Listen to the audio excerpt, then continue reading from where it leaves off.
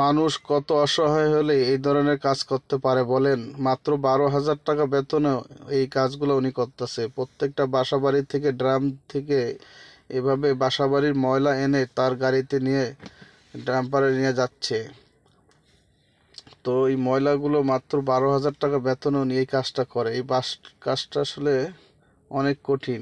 আমি যখন ভিডিও করতেছিলাম দাঁড়ায় দাঁড়ায়, এখানে গন্ধ জন্য আমি দাঁড়াইতে পারতেছিলাম না। আসলে মানুষ কতটা গরিব হলে এই কাজ করতে পারে? মাত্র 12,000 টাকা স্যালারিতে উনি এই কাজটা করতেছে। আমি বললাম, 12,000 টাকা বেতনে আপনার কি চলে?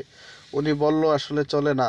তারপর আমি বললাম, তাহলে কেমনে চালান আপনি আপনার সংসার কে কে আছে? উনি বলল, আমার দুইটা মেয়ে আর আমি, আমার ওয়াইফ। তো আমি বললাম, তো এই বাসা ভাড়া টাড়া দিয়ে এগুলো আপনি ঢাকা শহরে চলতে পারেন? উনি বললো, কি করব ভাই, গরিব মানুষ আসলে। এখানে এই যে আরো যে ময়লার থেকে যে ভাঙারিটা পাই সেটা বিক্রি করেই আসলে আমার সংসারটা চলে।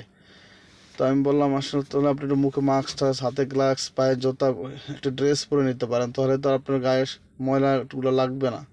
বা মাস্কটা পরে থাকলেও তো আপনার নিরাপদ। এখানে কত ধরনের বর্জ্য মানুষ ফালায় বাসা বাড়িতে।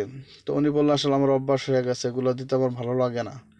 আমি আপনার কাছে গন্ধ লাগলো, আমার কাছে গন্ধ লাগে না। তো আমি বললাম, ভাই আসলে তারপরও আপনি একটু নিজে সেফ থাকা দরকার। এভাবে তো কাজ করলে আপনি অসুস্থ হয়ে যাবেন। তো আপনি একটু নিজেকে সেভ করেন, পরিষ্কার পরিচ্ছন্ন ক্লিন থাকেন।